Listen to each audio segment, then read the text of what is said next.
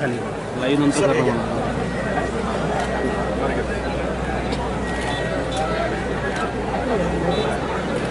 थांबा हात खाली करा. हां दादा मोबाईलवाले जरा हात खाली करा. हो दादा या ना तुम्ही मागे.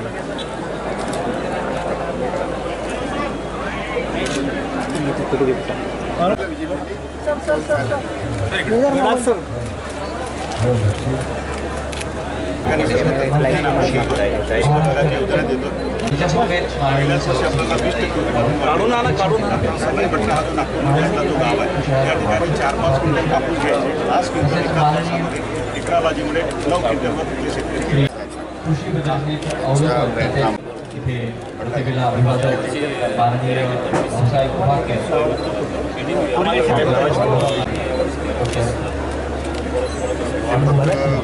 विद्यापीठाच्या लोकांच्या मार्गदर्शनामुळे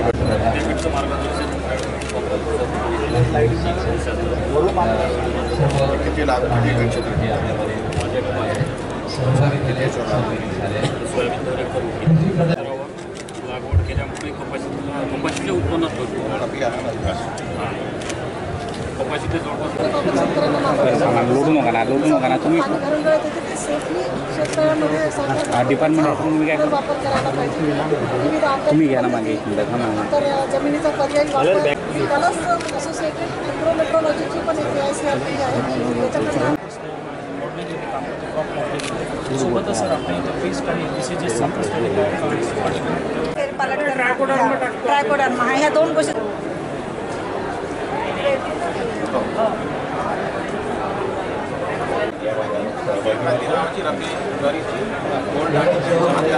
अनुभव या ना समोर थोडंशी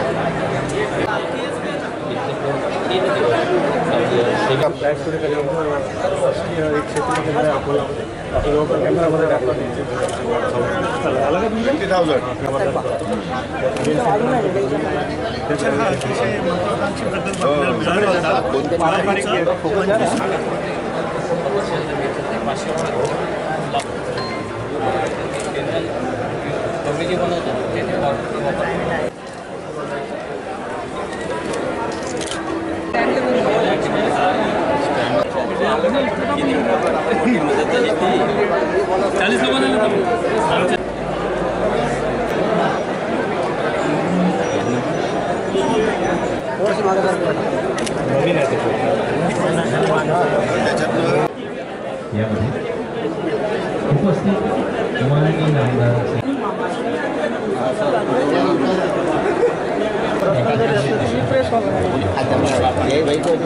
आणि तुम्ही जे बोलले जेव्हा सुरू झाला तेव्हा आपण जी टेस्ट केली तेव्हा आपल्याला हे वाढत दोन्ही पण त्याच्या चेहऱ्यावर आणि साहेबांचं म्हणजे सूचना खूप चांगली आहे. मला 250 एकर क्षेत्र माझ्याजवळ आहे. कोरडवाहू संशय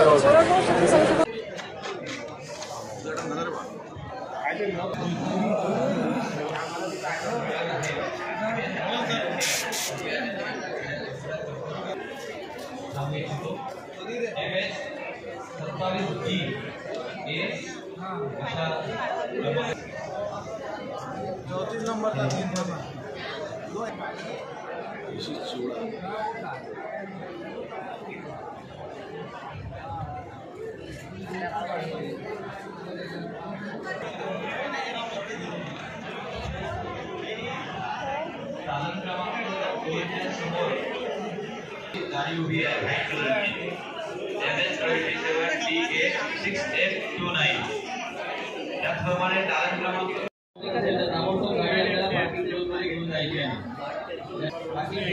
गेले त्याचा आभार धन्यवाद.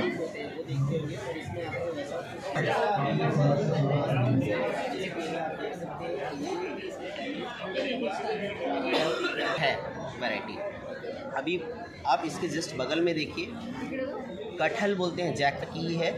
और इसकी अगर खासियत करें, जैसा कि आप देख रहे हैं वैरायटी में ही लिखा है जैक ई।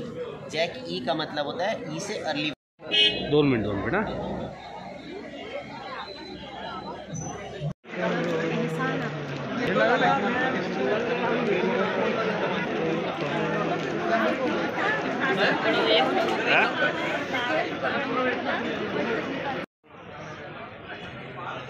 जिंदगी में नहीं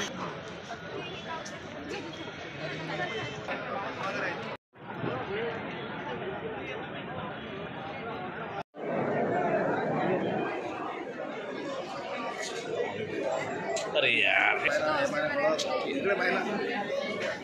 एवढी खास नाही। प्रश्न असा आहे की जोपर्यंत नुकसान झालेलं आहे असे शेतकरी सांगत नाही, तोपर्यंत अनावश्यक पंचनामे करण्याची काय गरज आहे? एकदा हे कन्फर्म झालं की एखाद्या शेतकऱ्याचं पावसामुळे नुकसान झालेलं आहे, किती पाऊस पडलाय, काय पडलाय, त्याचं संपूर्ण मी आता कलेक्टर साहेबांकडून माहिती घेतोय, कुठल्या भागात पडलेला आहे, अजून काही भागात पाऊस पडलाय, काही भागात पडलेला नाही। आता काही भागात पाऊस पडलाय तो पोषक पण आहे, काही भागात जो पाऊस पडतो तो घातक पण आहे। त्यामुळे या सगळ्या गोष्टीचा शहानिशा करून त्यावर निर्णय घ्यावे लागतात। अभ्यासवाने आजच्या कोकाटे कसे असतील महाराष्ट्रामध्ये बघा, हे कृषी खातं तुझं फार रिस्की खातं आहे, काटेचा मुकुट आहे हा, तो काही विषय नाही। पण मला कल्पना आहे, मी शेतकरी असल्यामुळे मला याच्यातले इन्स अँड आउट दोन्ही पण माहिती आहे। आणि लगेच आज एखाद्या शेतकऱ्याला लीप मिळाला तर तो उद्या मिळेल याची गॅरंटी नाही, उद्या परत शेतकरी उठून उभा राहतो। त्यामुळे शेतकऱ्याच्या जीवनातले प्रश्न अनेक आहेत आणि त्याला धोरणात्मकरित्या त्याला कसं सपोर्ट करता येईल हा विचार माझ्या मनामध्ये आहे। त्यासाठी एक वेगळा कायदा करता येईल का, एखादं पोर्टल करता येईल का, सगळ्या योजना एकटी आणता येतील का? कारण आता कृषी विभागाच्या किती योजना आहेत, किती लोकांना बेनिफिट मिळालेला आहे, किती टक्के बेनिफिट मिळालेला आहे आणि तो खऱ्या अर्थाने बेनिफिशियरी आहे की नाही हे सगळं मला तपासून बघायचं आहे। मी अजून तपासून बघितलेलं नाही, पण यातून चांगला मार्ग आपल्याला काढायचा आहे आणि शेतकऱ्यांना 100% कुठल्याही परिस्थितीमध्ये हे युती सरकार आधार देईल अशा प्रकारचं काम आपल्याला येत्या काळात उभं करायचं।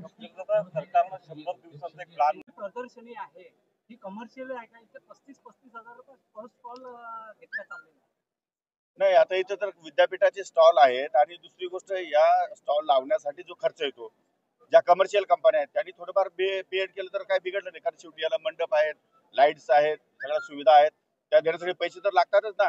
प्रशासन इथे काही कमी पडलं? हो, प्रशासनचा प्रश्न नाही हा, की हा प्रश्न शेवटी लोकांच्या कॉन्ट्रीब्युशन मधून सहभागातूनच आपल्याला हे सगळं करता येईल। ज्ञान सुद्धा काय एका माणसाला लगेच मिळत नाही, शेवटी लोकांचा सहभाग असायला पाहिजे ना। फुकट मिळाल्यावर माणसाला काय किंमत नसते जगामध्ये, सगळं फुकट मिळतंय म्हणलं काय, सरकार देते म्हणलं काही कामच करायचं नाही ना, मग शेतातही जायचं नाही, शेती करायची नाही, काहीच करायचं नाही। एवढे 2 पैसे लागले तर लागू दे ना, काय बिघडलं?